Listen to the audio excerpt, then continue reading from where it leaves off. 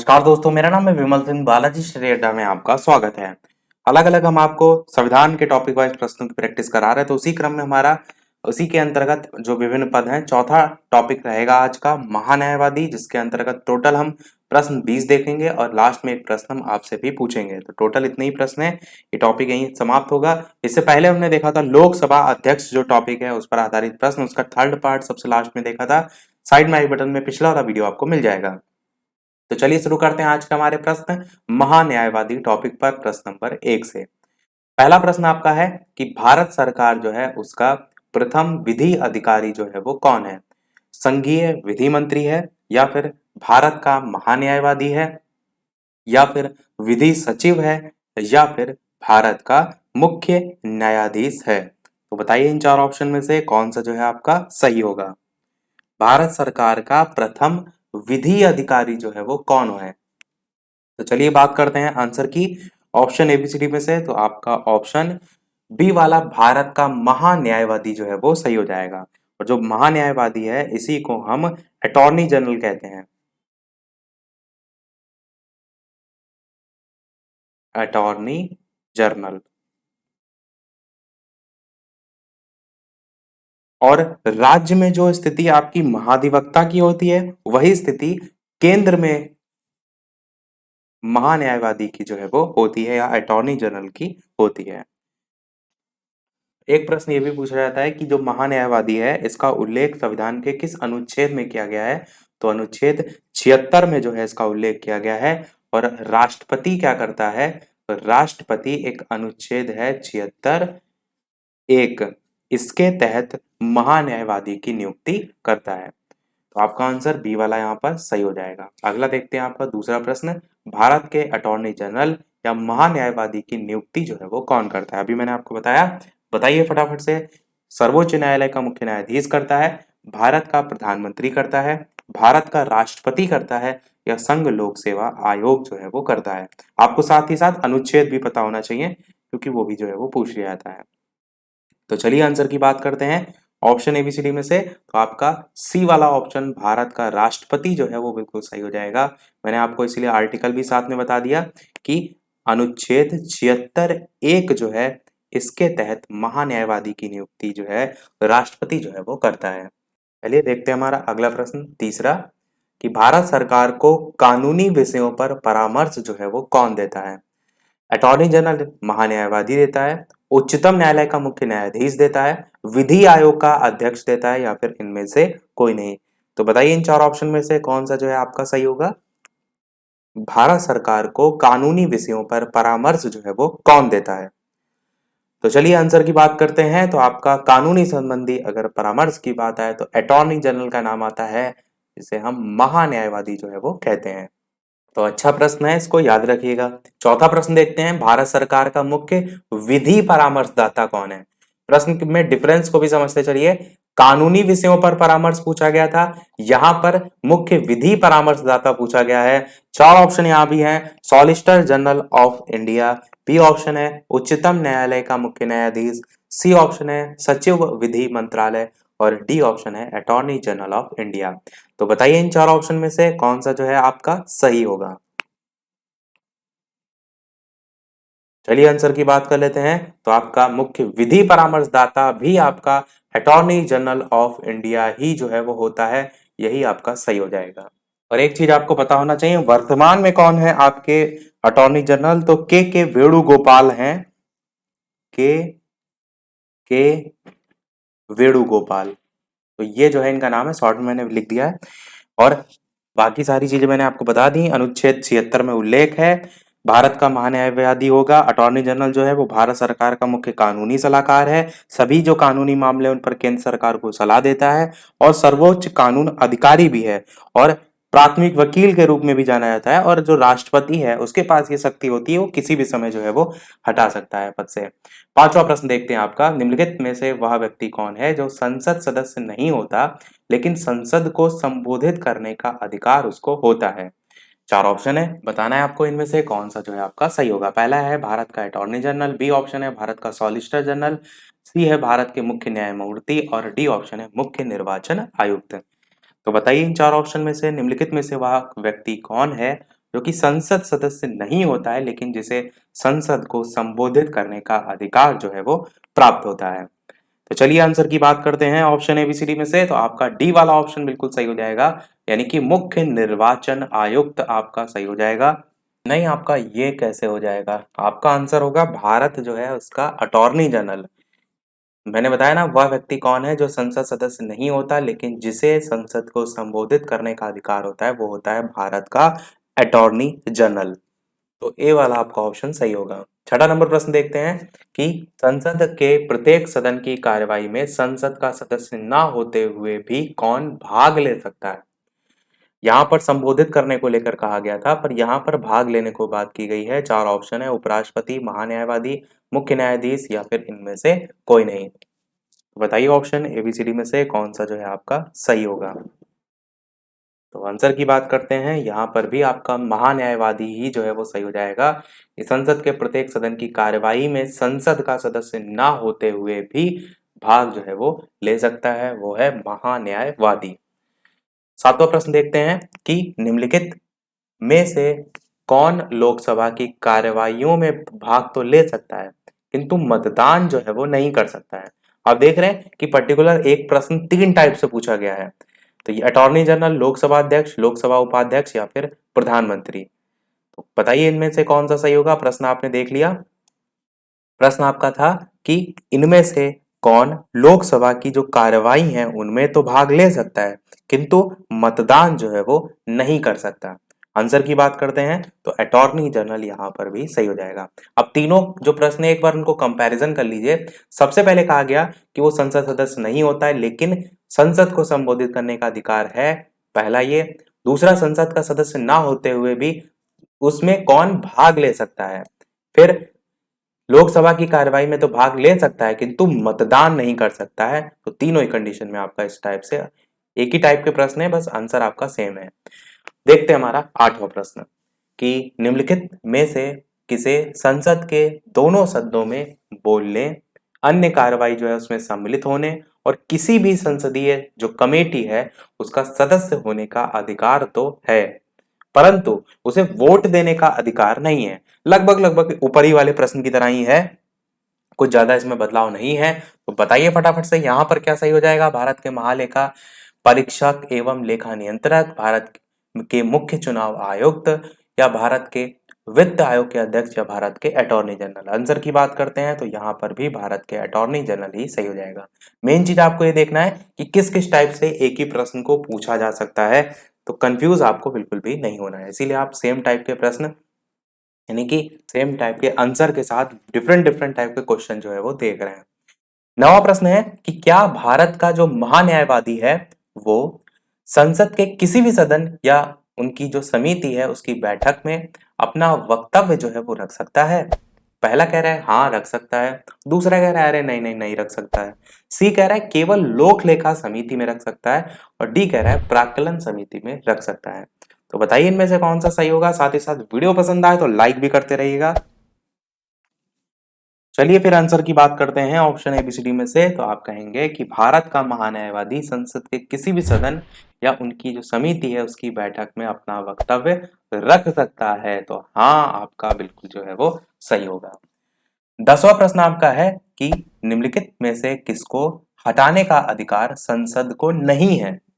सर्वोच्च न्यायालय जो है उसके न्यायाधीश को, उच्च न्यायालय जो है उसके न्यायाधीश को या फिर मुख्य निर्वाचन आयुक्त को या फिर भारत का जो महान्यायवादी है उसको।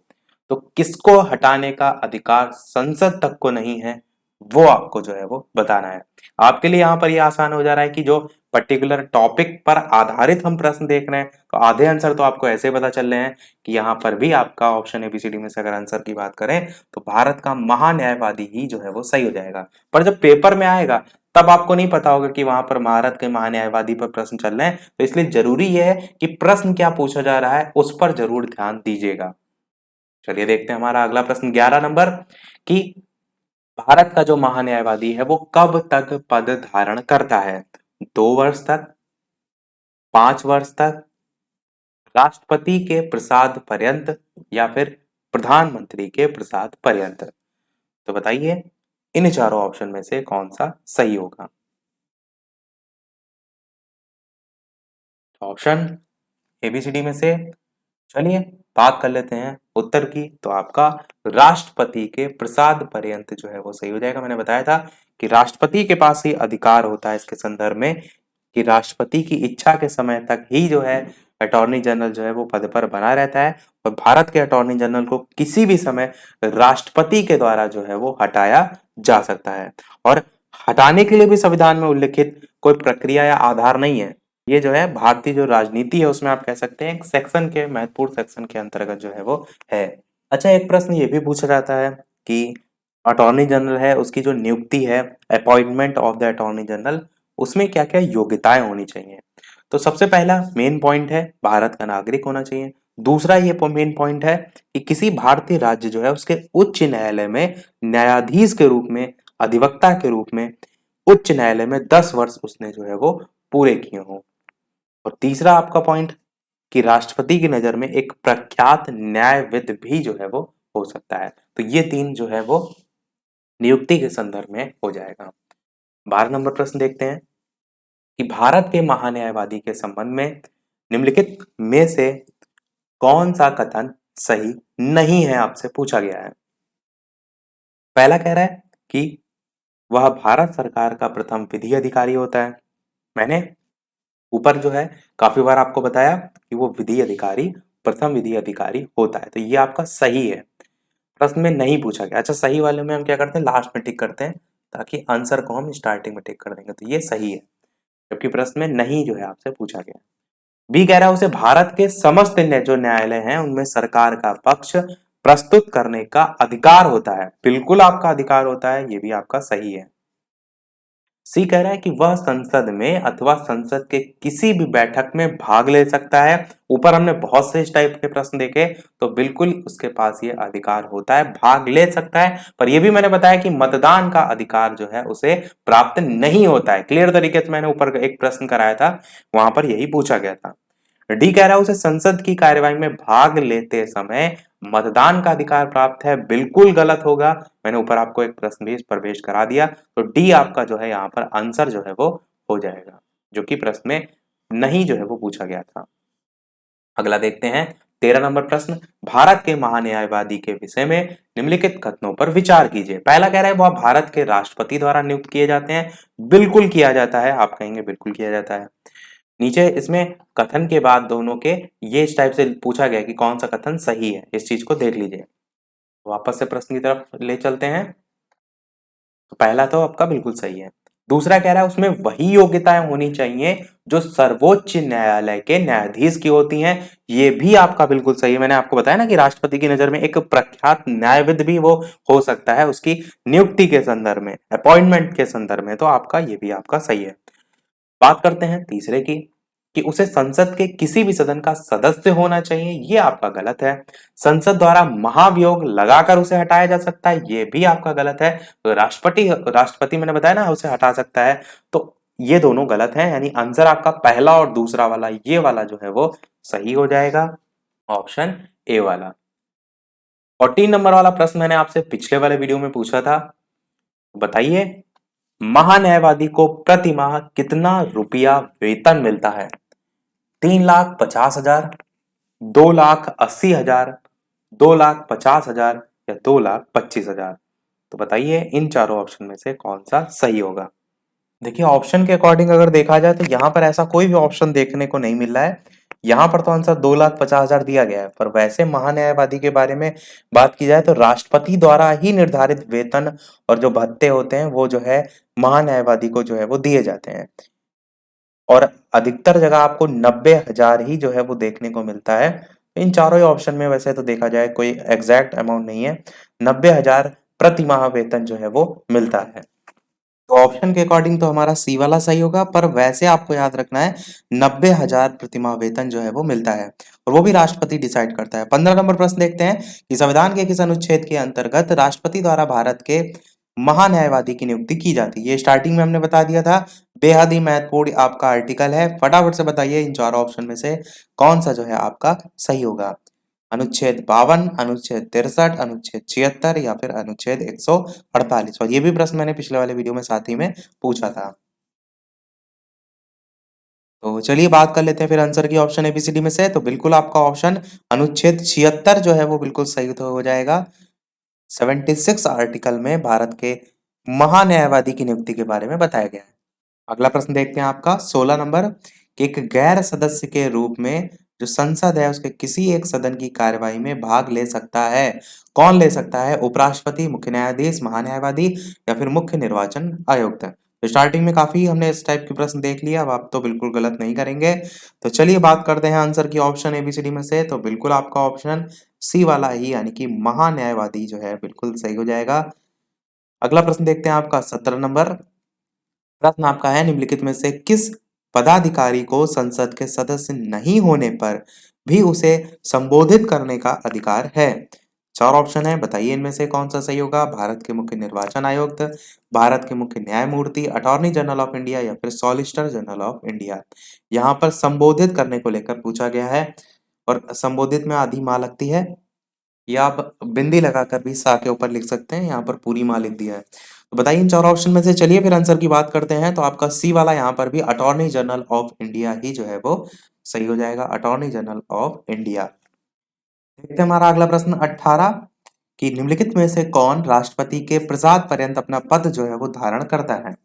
इस टाइप का एक प्रश्न हमने देखा था। बताइए भारत का नियंत्रक और महालेखा परीक्षक, मुख्य निर्वाचन आयुक्त, लोकसभा अध्यक्ष या फिर भारत का महान्यायवादी। तो आंसर की बात करते हैं, यहाँ पर भी भारत का महान्यायवादी ही जो है आपका बिल्कुल सही हो जाएगा कि राष्ट्रपति जब तक चाहेगा तब तक जो है भारत का महान्यायवादी जो है वो पद पर बना रहेगा और जब चाहे जो है वो हटा सकता है। 19 नंबर प्रश्न आपका है कि ये हमारा लास्ट सेकंड लास्ट प्रश्न होगा। स्टार्टिंग मैंने बताया था 20 प्रश्न हम देखेंगे और एक प्रश्न हम आपसे भी पूछेंगे। तो 19 नंबर प्रश्न आपका है कि भारत सरकार का प्रमुख विधि अधिकारी जो है वो कौन है।